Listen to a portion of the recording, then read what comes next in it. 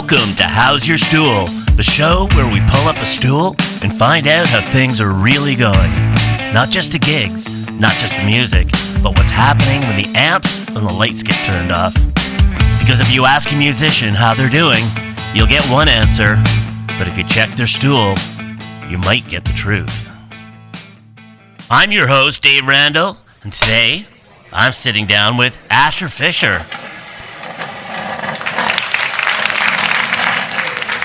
So let's get a stool sample. Asher. Dave. Welcome today to Howz Yer Stool. Thank you for having me. I am excited to have you here today because, we almost got to play together. We did a little, but when I was coming up with the concept of this get together, this episode, I thought of you because we're going to find out. Like, you've got some pedigree. You go back some time, a couple of years, a different time before digital happened. But anyway, thank you so much for coming all the way out here and sharing your morning with us. My pleasure. I'm looking forward to reminiscing and bringing back some great memories. Yeah, and even if they're not great memories, they are still in our heads. So, why don't you start off? Tell me a bit about yourself, like where you were born, you new to Montreal, blah, blah, all that kind of stuff. Okay, I was born actually in Haifa, Israel. I came from the same village that Gene Simmons came from. More than likely, we probably went to the same school. So when I was young, I saw a marching band that came by our house, and I was just fascinated by the drums that they were playing, and I said, this is what I really want to do. Of course, it took a few years for me to do it, but I think I was smitten when I saw that. We left Israel in 1960 and sailed past the Statue of Liberty, and little boy discovered snow and music and all the wonderful things. So you started playing drums though before leaving Israel? No. It was just implanted in me that this is what I'd like to do. Oh, I see. Yeah, I really didn't start playing till much later on in my life, like around 21 years old. Oh, okay. Yeah.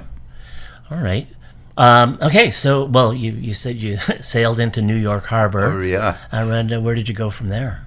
We stayed there for about a day or two and boarded a prop plane and I came into Montreal. I remember circling Montreal and just seeing fields, really. There was, Pointe Claire and Dorval was like there was nothing. Yeah. But I remember it so vividly, yeah. And where did you settle? I grew up in Outremont. Okay.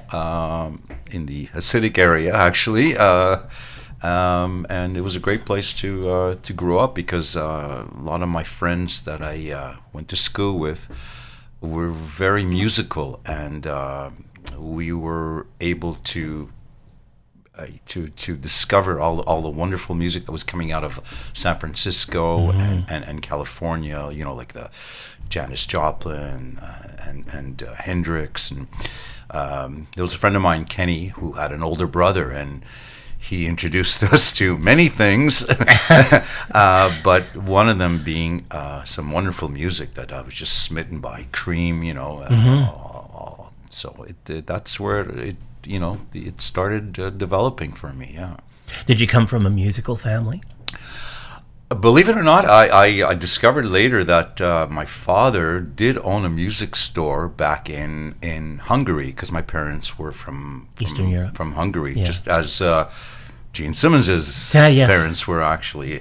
Yeah. That's as far as my family musical background goes. Okay, so it was mostly through friends and school and going out socializing that you discovered what. Well, you mentioned a few bands, Cream and Jimi Hendrix, and so on. Was it rock music that caught your attention? It was rock. At first, it was more like the blues scene, that was coming out of Southern California, okay. and I had a friend of mine who introduced me to, Mike Bloomberg and Al Cooper and, bands like that. That was my first initiation into the music that was coming in. Okay. Later on, I discovered the British bands, specifically The Who, Zeppelin, which was probably my first live show that I went to. The first. Lucky you. Yeah, it was a great concert. I remember it so well because it was barely any musical gear on this stage. It was so bare. Essentially a three-piece band, yeah. So. Yeah, but man, did they hit home with that? When I saw them, it was just. Was that at the Forum? It was at the Forum. Wow. John Bonham. Yeah. Yeah. Yeah, I had always wanted to see Led Zeppelin, but they had stopped touring through most of my high school years anyway. But then they were supposed to come to Montreal, and John Bonham died. I think, I remember that. It was the early 80s. Yeah, just about to come, I think. They were. Yeah, I remember everyone in school was excited about getting tickets, and it just didn't happen. And the tickets were like $8. Yes. I remember paying $8 for the front row. It was like, wow. Before Ticketmaster and all those other shady organizations. So, no klezmer music in your history. No. That came up later in my life, where somebody actually tried to initiate me into a klezmer band, and I did attempt it, but man, it was another level. It was just something that I could not do. I'm essentially a rock drummer, right? And I think he was trying to incorporate me into this klezmer thing, but my kudos to those musicians. They are amazing. I can't remember how I came across klezmer music. Being a good little Catholic boy, my parents certainly didn't listen to it, but I loved it. First time I heard it, this is fascinating. It was so busy. It's kind of like jazz and traditional Eastern folk music, Eastern European folk music, and all these elements kind of going the way that traditional folk music, Americana music developed with music coming over with immigrants from overseas into North America. That's where bluegrass came from. But anyway, I really enjoyed klezmer. I just had to ask you, having started your journey in more or less in Israel, I thought maybe you'd. I think I was too young for that. But it goes back to also the Django Reinhardt. Yeah, Django. Which I discovered later also, and the gypsy music. Yeah, exactly. And Stefan Grappelli on the violin. Right. Too. That was, again, music I could never cover, but it was definitely part. I mean, I always thought of Django as the original Eddie Van Halen. He could just play so fast and so melodically. It was beautiful. So you're listening to rock music. You're loving rock music. When did you start playing rock, man? How did that come about? Ricky Rice actually came by the house at one point, and I was living with Roddy, and he suggested that we put a band together. And we said, okay, let's do it. And we got together, and really, my playing ability was not up to scratch at that time. I mean, I loved it. I remember going to a bar mitzvah somewhere and watching the band intensely, and the drummer looked at me. He says, "Would you like to play?" I said, "Yes, I would." And he actually put me on the kit, and I just went without knowing what I was doing. But so I realized then that I had something, And when Ricky gave me the offer, I said yes, I would like to join the band. And we had no expectations of where we were going to go or what we were going to do, but something clicked in that particular band, and you're going back to 1976. So we rehearsed, and we realized that we wanted to do some original material. was a work in progress. That's for sure. Okay. Were you exposed to live music at this time around Always. Yeah. I've gone to many shows at the Forum. I remember going to Place de Nation, seeing some great artists there. I got to see the original Allman Brothers band. Wow. Yeah.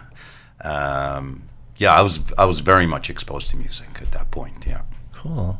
So what was the name of this first band that you were in? The first band was called Mango. And it was with Ricky. We were based out of Ganawage because that's where he lived. Okay. And actually, I moved myself over there. I lived on the reserve for 3 years myself. And we started working. I remember the first show we ever did was the Edgewater. Oh, yeah. The Edgewater, yeah. And the very first show, Jerry Mercer actually showed up, and I asked him to tune my drums, and he very willingly, sure.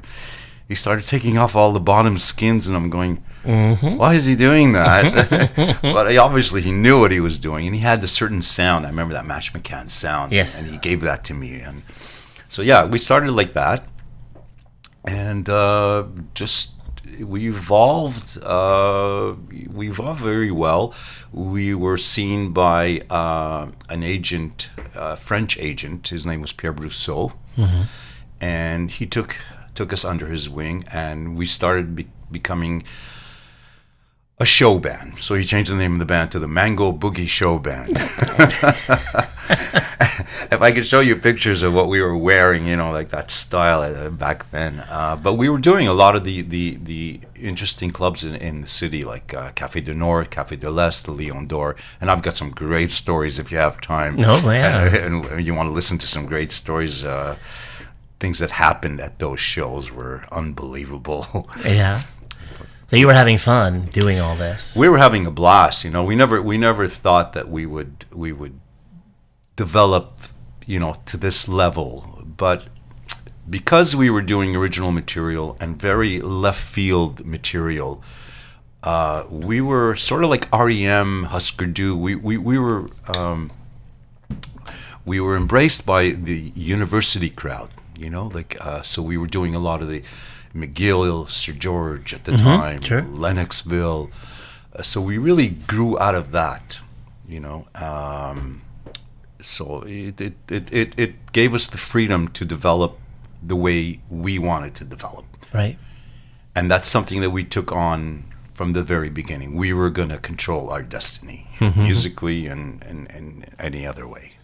Well, that's very forward thinking for a young band and at the time too, when might have also been the excitement of we're going to be in a band and we're going to do this and we're going to do shows and but to have that control over your core was a very, very mature attitude to have for a young rock and band. very bold because obviously the club owners wanted the top 40 as they do now, but really that they wanted that, but we held our ground, and I'm so glad we did.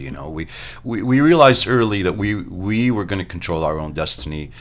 We were going to get our own equipment, and surprisingly, we walked into a bank and went for a $50,000 loan, and they gave it to us. Oh my God. We realized that we had to do this ourselves, and we had set up the band in such a way that it generated money.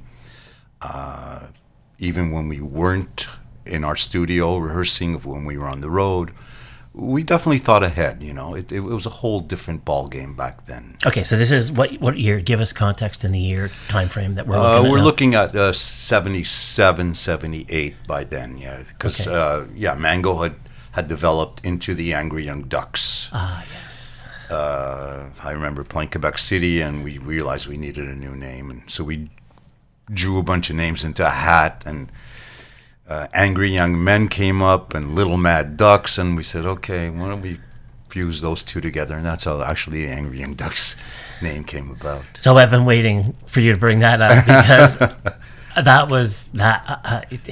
you were one of my influences. You guys were Angry Young Ducks. I used to go see you at the Mapes. I mean, you were pretty regular there at the Yes. Mapes, from what I recall.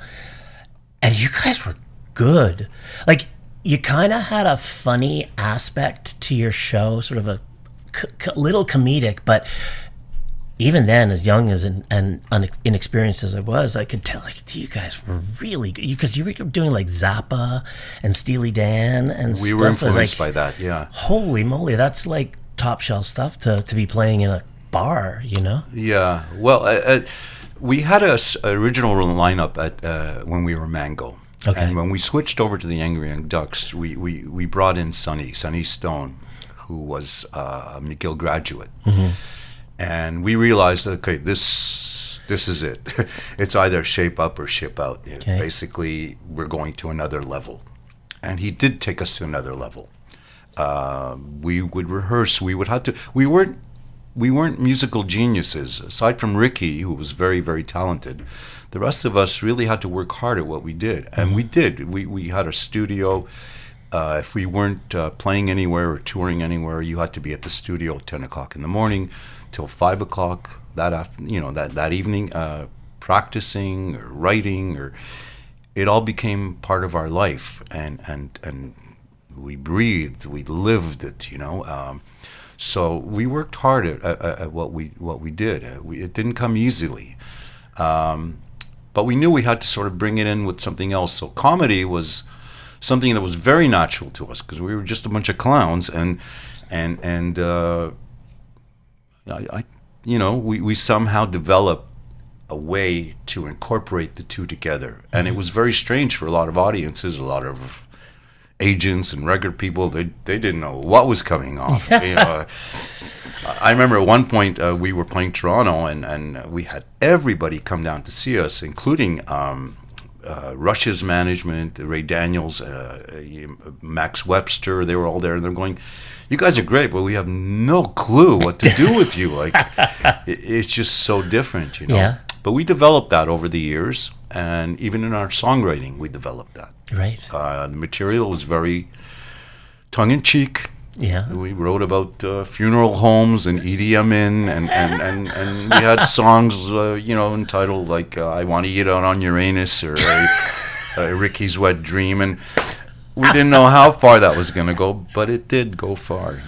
But because there was a comedy element, but it was still executed perfectly, like really sharp musical arrangements. For anybody who's interested in more, there is a documentary on YouTube about the Angry Young Ducks. Yeah. I can't remember the title of it right now, but just search for the Angry Young Ducks documentary, and it is a piece of history. It really is, yeah. When I first saw it, there were some pictures there that I have not seen in quite a while. It's done very tongue-in-cheek, Yeah, but that's a nice memento to have of that time, not just of you guys, but of the time, what it was like to be a band in Montreal then. I was talking about this with Martin Laporte last week about how I find in today's local bar scene, like you guys used to practice from 10 in the morning till 5 in the afternoon, yes. and this was your thing. This was your living. This is how you were paying your rent and paying back your bank loan, I presume. Yes.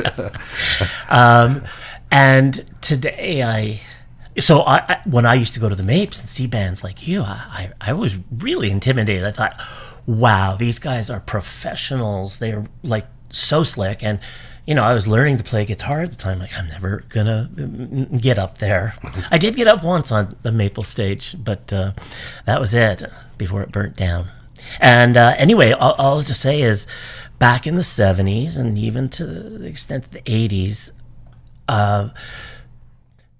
you had to really work hard as a musician to hone your craft and do it well. Whereas today I find anybody with a guitar seems to get up on stage, and I'm not slamming that. I'm thinking if you can, go ahead, but I don't see a lot of the same influences that I saw back then.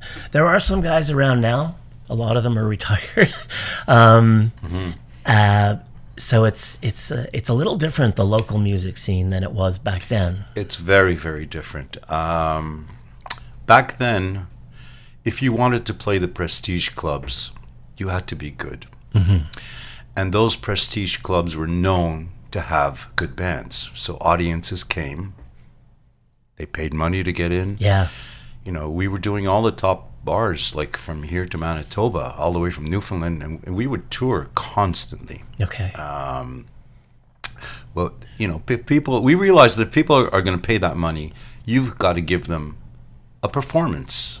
You know, a good show, and it goes back to the Beatles when you remember the Hamburg days, and they would go mach show, right? Put on a show. Yeah. And, I mean, John Lennon putting on a toilet seat, right? There's stories of that, and they realized then that, you know, the look, the slickness, the things that people today are not considering important. Like for me, right, even when I play now, that dead air space, you know, is just, it just didn't happen. It didn't happen for us. For us, every minute, every second of the show was choreographed. Right. We knew exactly what was going to happen. You can come 7 days a week, and you would see us, and it would be a different show every day, because there was a certain amount of ad-libbing. Sure. But there was still that choreographed instances where we knew what was happening on stage, and we were well aware of that early on.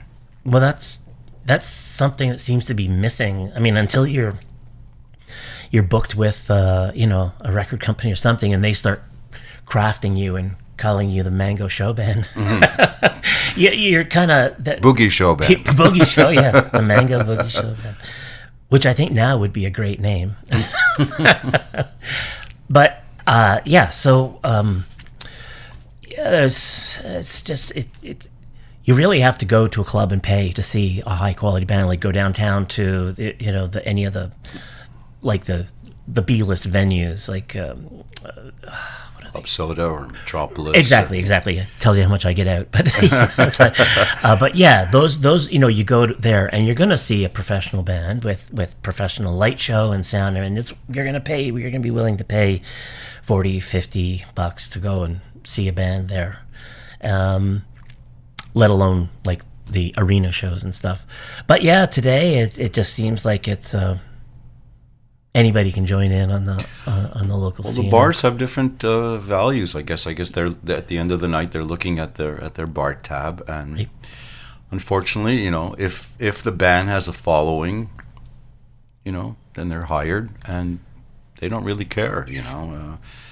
And nowadays, because of the tribute bands and the cover bands, as long as you play something that's you recognize and you can sing along to or dance to, it works. But in those days, it was quality. You know, we had competition from some tremendous musicians, especially being out of Montreal. The Toronto scene was just like a different level. You know? Like you had to compete with that. And I thought you guys were from Toronto when I saw you back then. Really? I thought you were a Toronto. Compliment. Because you were so polished.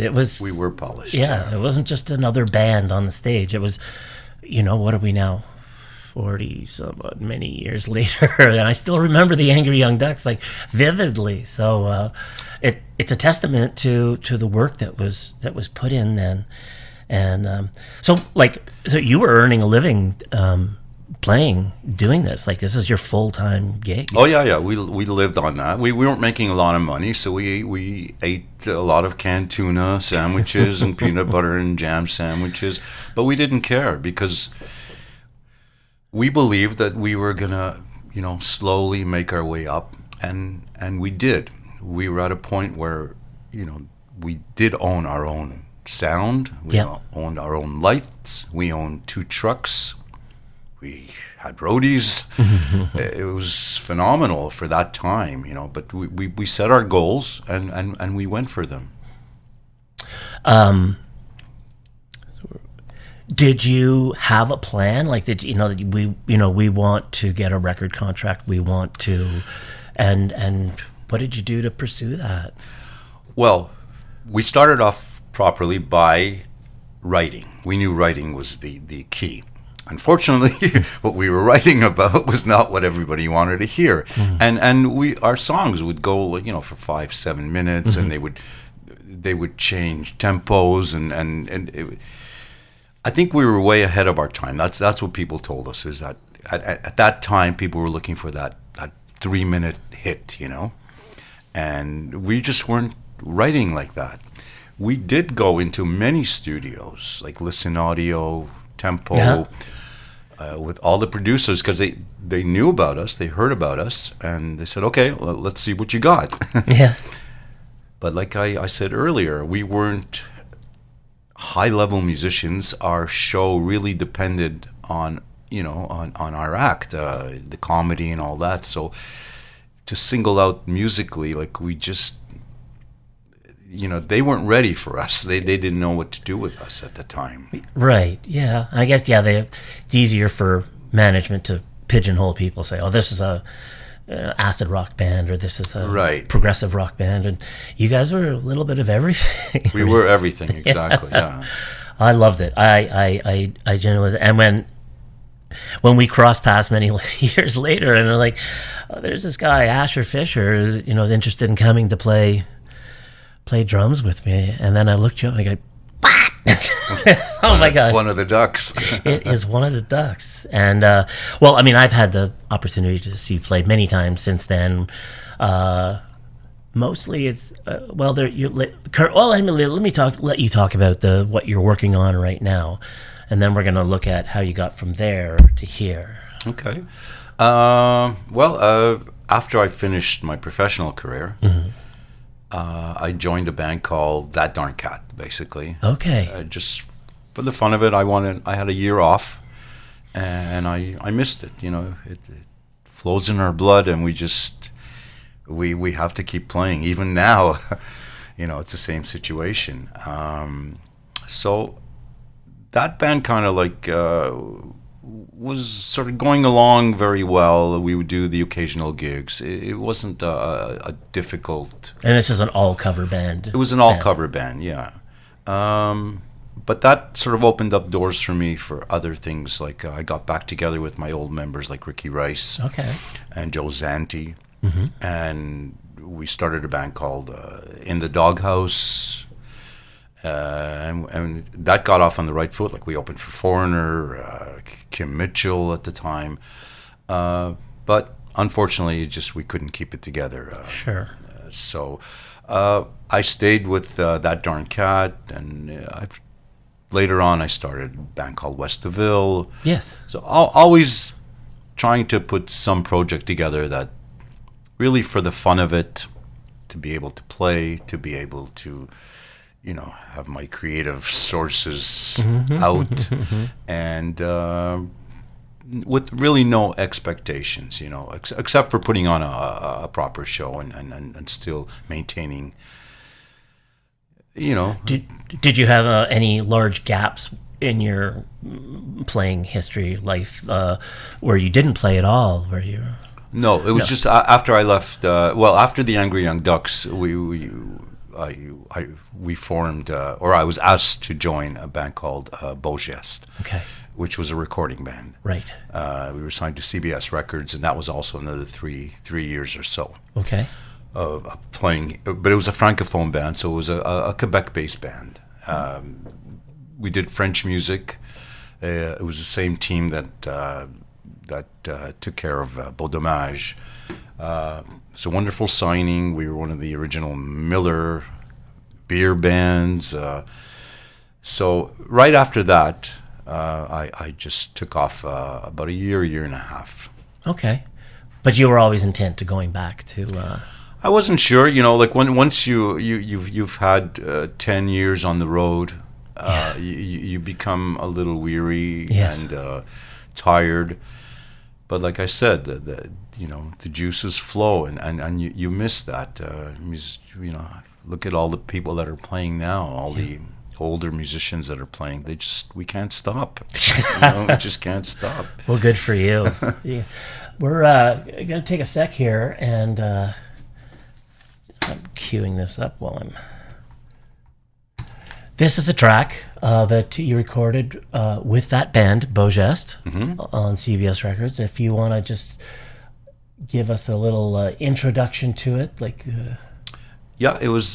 This is from the second album. The first album was French primarily. The second album was an English album. We've had interest from people in LA, Bob Clearmountain, but that never developed. But this particular album was produced by Aldo Nova, and the track that you're playing actually has a guitar solo in the middle where there's a very, very difficult part to the solo, and our guitar players were having trouble doing it, but we asked Aldo if he would do that little 10-second fill, and he just did it. Because he was the producer of the album? He helped produce, yeah. Tony Green was producing and with Aldo, so...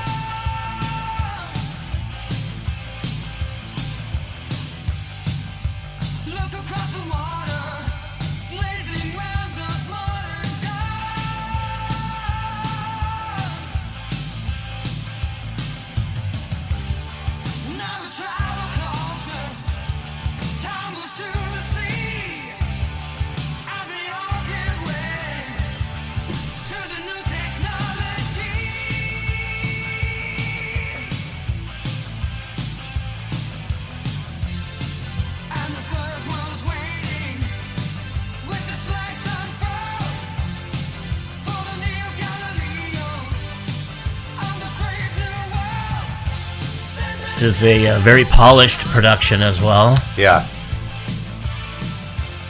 It's interesting because this one, first album, we laid down the rhythm tracks first.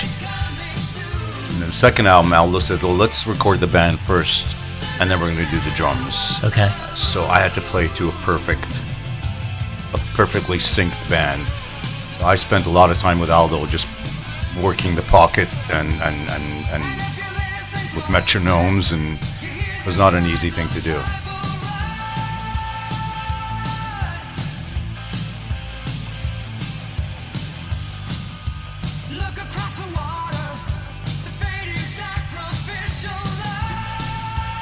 You were saying that this one got some regular airplay on Shom. Shom played this one regularly. There was another one called Take These Chains that was played on K103 a lot.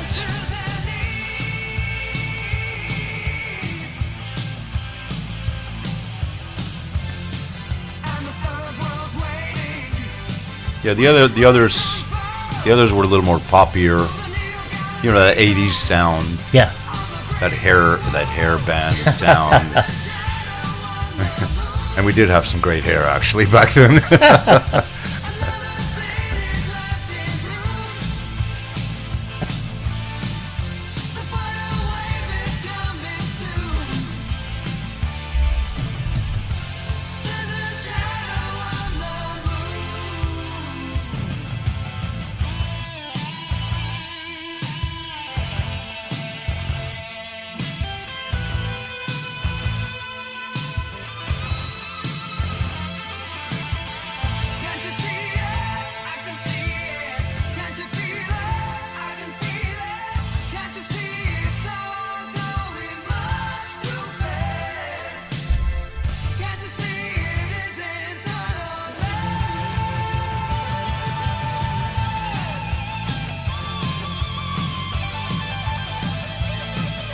This is the start of the guitar solos. Yeah, the two of them would trade off here.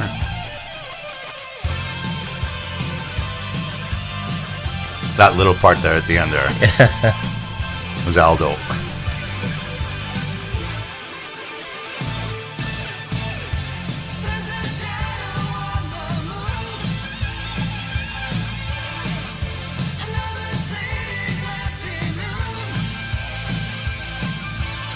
By the way, I have to say, Aldo is just an amazing guitar player. He can just pick up a guitar and do anything. Yeah? Yeah. It was a joy working with him. And getting to know him, hanging out with him.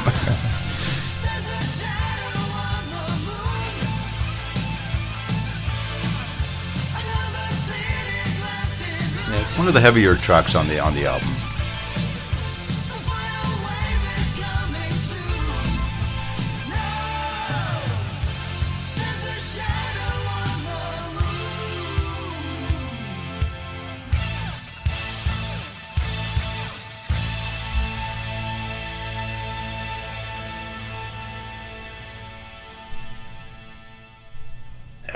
classic 80s ending. Yeah.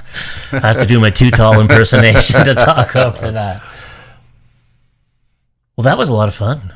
And that must have been fun recording that, too. It was a blast, yeah. It was fun hanging out with Raldo, and it was around the time that Prince had just recorded Purple Rain, and we were just so fascinated by it, and played over and over in his car, and yeah, it was a good time.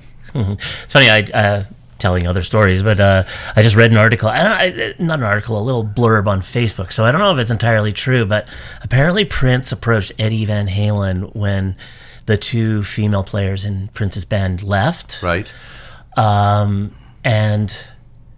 he didn't want to just any old guitar player. He wanted like the best of the best. So he had asked Eddie Van Halen, and Eddie Van Halen had conditions. And he said, sure, because he was going to give him creative control over the guitar parts that he played and that he wrote and contributed to the songs.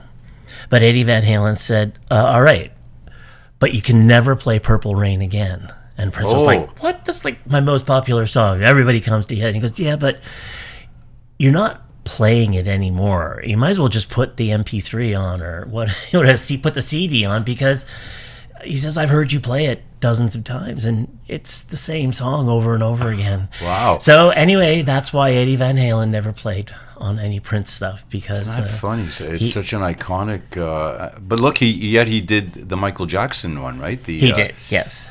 Beat It. Beat It, yeah. He was just asked if he would come in, and he said sure. He came in. I don't think he even got paid for it. Yeah. Royalties or a flat fee, and that's an iconic solo right there. It absolutely is. It changed where Michael Jackson's music trajectory was at the time, from strictly dance music to a little bit of everything, rock music and so on. Well, that was. Do you miss recording? Like, do you get much chance to record stuff? No, I don't. I do miss recording. It was an aspect that I did enjoy. But no, we nowadays basically have reduced to cover material. I'd like to get involved in some original material. Sure. But maybe a project in the future coming up that may involve some of that. Oh, nice. Yeah. Well, it's good. So, because it sounded to me like you enjoyed your time in the studio. Tell me about like playing in venues back in the late 70s, 80s. Of course, you were a premier band, so you weren't getting booked into bigs. Say you were playing music venues like the Mustache. Well, all the clubs here in Montreal. Yeah. The Mustache, the Arc, the Mapes, Club Soda, the Pretzel. All these. But we would tour extensively, like I said, from Manitoba to the Maritimes, especially in the Maritimes. And we did places like the Misty Moon, which was a great venue. We'd fill the houses, and we were known as a live act, so we had an agent that had no problems booking us 2-month tours at a time. We'd come back for a week, and again, if you had that week off, you had to practice. Yeah. You didn't just have it off. Yeah. You had to keep your chops up. So we were constantly working, and that's what helped to keep the band tight and the show fresh, yeah. So like I said before, those type of bars wanted the bands. At the time, we were touring with bands like Saga, right? What was it? Rheingold, which was Gowan's band. Oh, okay. These were premier bands that were touring. Dutch Mason. Yep. We were all doing the same bars. Yep. So you had to have your game had to be up there. Yeah. And you're still gigging now, like pretty regular, like. Yeah, I fill in. I have 2 other bands that I play. My bands, I'm just having a good time. Right now, it's a whole different feel. It's for the fun of it, because certainly don't do it for the money, you know. And that's another thing it's a shame that bands aren't being remunerated for what they should be, you know. Right. I think they're being almost abused, you know, because it's a lot of work to you know, pack your stuff, and you know, most places don't have PAs and lighting, and Tell me about it. You've got to bring that and set it all up, and Yeah. you know, and all of us here in Montreal are doing it for the love of the music, you know. So I wish that that the owners would take a different attitude and at least, you know, pay the bands for what they're worth. There was almost an alternate name for this podcast. It was going to be, it's not for the money.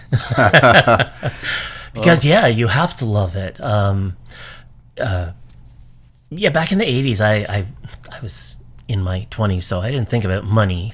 We got paid, but, I had a day job as well.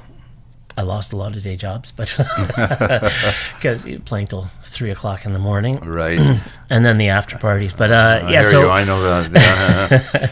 It was hard to keep a day job. But I was never making enough money, though. As you said, you could, if you wanted to play, you could play. Montreal in the 80s, there were so many bars, and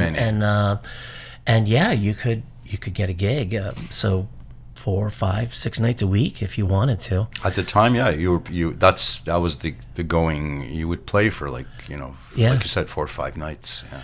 And then I got out of music altogether for quite some time and came back in the early 2000s.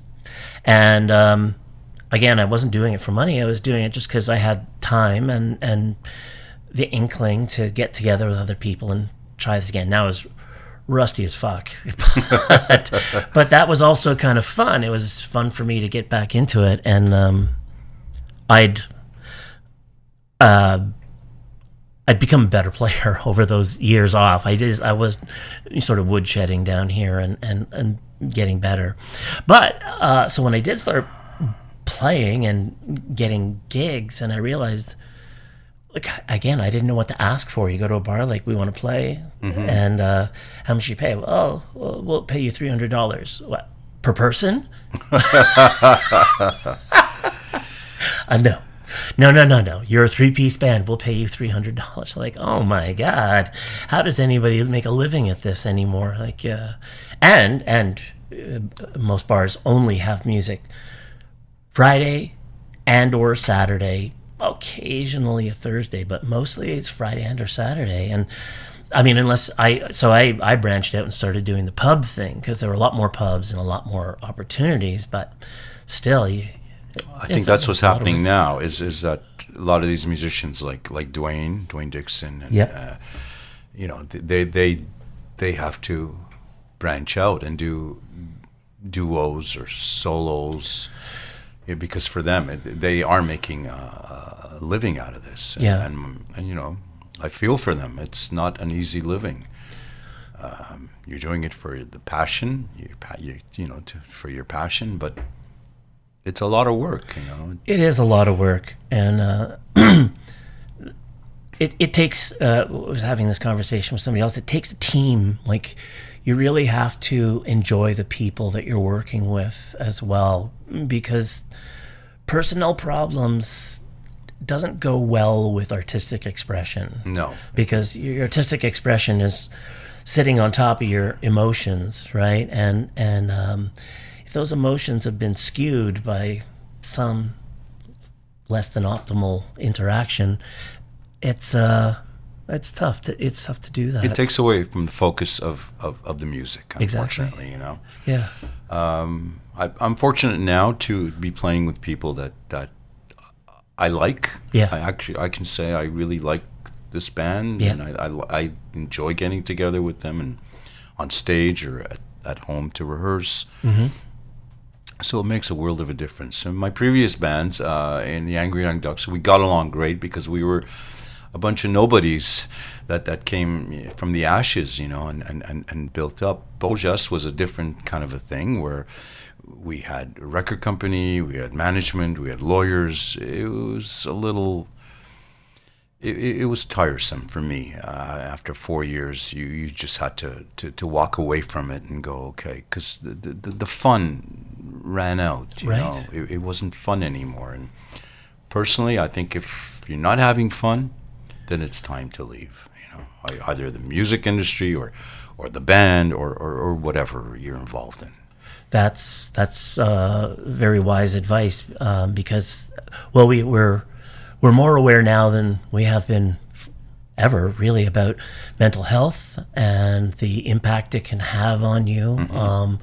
And again, sort of the underlying theme of this show is the emotional impact of putting yourself out there, you know, rehearsing songs, going out and doing your best, and you just got to roll with whatever happens from that point on. The audience loves you, the audience hates you, the audience wants you to keep playing the same 4 lame songs over and over again, and you've already played them. So it can be tough to pick up and go out and do it again. So sounds like you're in an ideal place where you are once again doing it for fun. Yes, I'm strictly doing it for the fun of it, you know. And listen, we all have to adapt, you know. I heard a very interesting thing, advice somebody gave when you're playing somewhere, and you kind of lose the audience. You don't get depressed over it, you know. And most bands go, okay, you know, what's happening here, you know.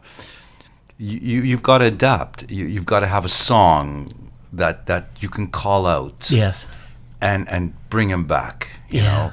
So adapting to things, I think, is very important, you know, on the stage. Just as long as you don't call it pandering. No, no, you don't want to pander, no.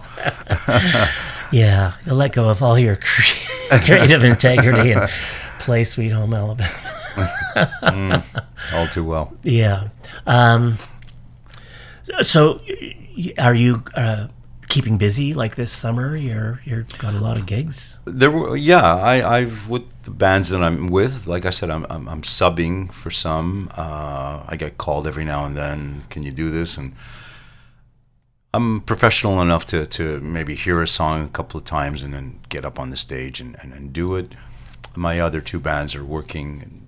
You know, I have a life. Yes. I enjoy my life. I enjoy my family, and I don't want to give that up either. So, and I'm not as young as I used to be. So I still will do it to a point where I'm having fun. I don't overdo it. You know, I'm not here to compete or start a second career again. You know, there's lots of other musicians that are able to do that. That's not my thing, but as long as I can keep playing, for me, I love performing, and if I can do that, you know, every now and then, I'm happy. Yeah. Well, I mean, performing for you as a drummer means hauling a lot of gear. Although, you know what, it's funny because we talk about it's a different scene now. A lot of places now will provide a backline, right, as you well know. Oh, that'd be great, yeah. So they do, like the bigger shows, like the Rib Fests and the festivals, right. and you know, like they do provide that. I try not to carry a major load anymore, you know. And what's interesting that has popped up recently is the electric drum, you know. Right. I'm aware that there's a lot of bars that have actually said, you know, no acoustic drums here. You know, we don't want acoustic drums. So sound and volume has become an issue also, and it is a major issue because they want the patrons to be able to talk, and you know. Yes. So I've actually had to go out and buy a second set of electric drums. Oh, really? Yeah, which I never thought that I would use for a live performance, but to be honest, they actually make them really, really well now. So they can be a lot of fun. So sometimes I do perform with just electric drums, you know. Well, that's interesting. I've only done sound for one band where the drummer used an electronic kit. A smaller venue, or? Yeah, it was a smaller venue. I think he was just on that kick. He was a good drummer. Just for me, like all I was getting was one stereo signal from him, so I couldn't mix the drums. I couldn't tweak this hi-hat or the snare or anything like that. It was all just whatever signals. That was the only real drawback. But I'm sure for a drummer, you're much lighter to carry a load around like that. It is. And in a club, it's true, I could see where the level is sort of contained by the sound man. So there's one point of volume really in that. But yeah, I like real drums. Me too. Me too. But we spoke about we don't have those live venues anymore with proper stages and big enough rooms where you can actually play all out. Right. It's the smaller venues right now that are hiring bands. Right. So, like I said, you have to adapt. Yeah. You adapt to the situation, and unfortunately, but I do have to say that the electric drums and a lot of the digital things that are coming up, for guitar players and keyboard players, they're phenomenal. They're amazing. Hey, you said to me earlier that you had a bag full of stories from the old days. Oh my God! Let's see what's maybe let's look at a good gig or a bad gig and then a good gig. Like what is your horror gig story? A horror story. Well, back when we were the Mango Boogie show band and we were playing these venues like Café de l'Est and Lion d'Or. I remember playing Café de l'Est. We were just about to go on. There was a talent show going on and people that can actually play harmonica while holding them by the harmonica. They were holding the harmonica by the lips, and they were just glass walking and things like that. But all of a sudden, the police kind of raided the bar, and lights go on, and going, "What's going on? What's going on?" And some guy jumps on the stage and goes, "Just pretend I'm in the band." I said, "Okay," and then he put something into my bass drum. I don't know what's going on here. Slowly, the word's getting out that somebody got shot in the parking lot. Oh, shit. And this is the guy that did it, and the gun is sitting in my bass drum. So, and this is part one. Part two, is this guy turns out to be the owner of the Lion d'Or. So he hires us to play 2 weeks later at his place, and the guy that got shot, his brother comes to avenge his death. No.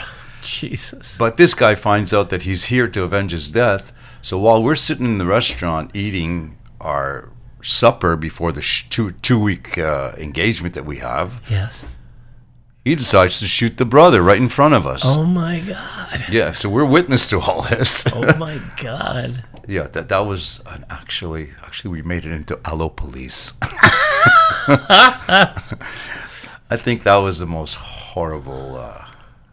Oh my God! Horror story that I can think of. Yeah, that is tops every story I've heard so far. It's in the documentary, actually. Is it? Yeah. Oh yeah, they brought out the finest.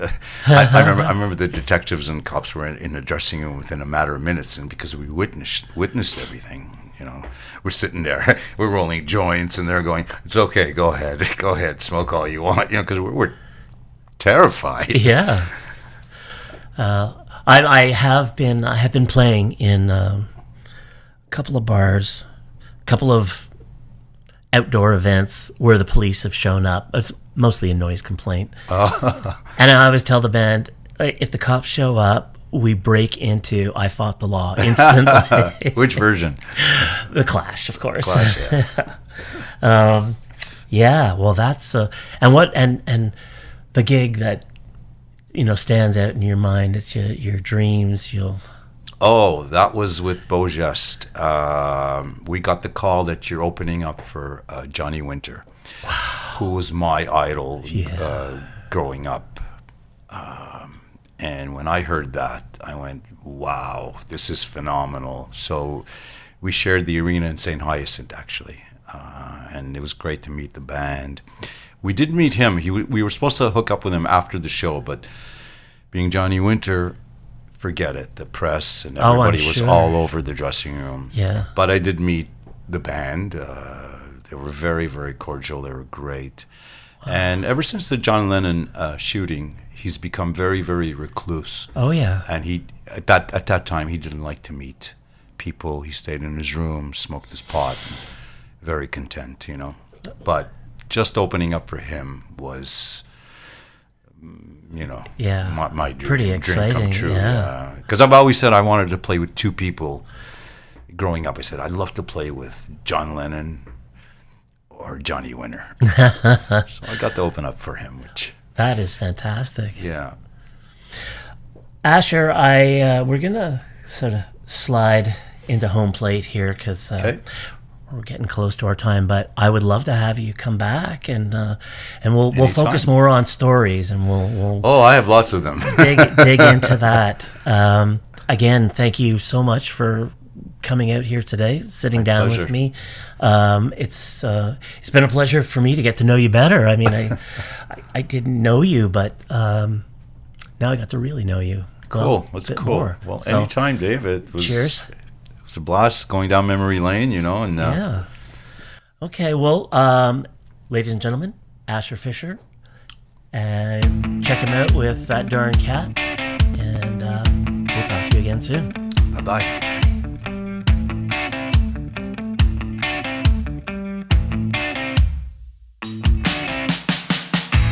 Well, all right, that's a wrap. Huge thanks to Asher Fischer for pulling up a stool and hanging in. If you like what you heard, go check him out. Support local music. Go to a show, buy some merch, make some noise. Before we go, one last check-in. How's your stool? I'm Dave Randall. This is Howz Yer Stool, and we'll catch you next time. This has been a Bandit Monterey production.